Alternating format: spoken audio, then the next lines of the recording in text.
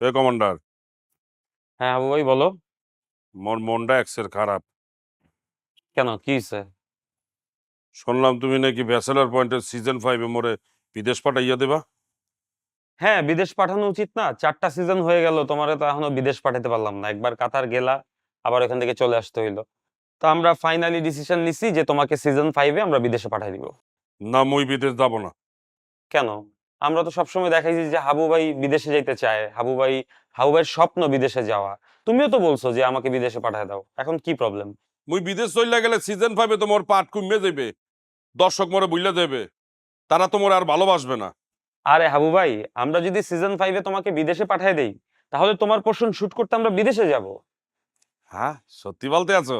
অবশ্যই আমরা হাবু ভাইয়ের পোর্শন বিদেশে গিয়ে শুট করে নিয়ে আসবো। তাহলে মুই বিদেশ যাব।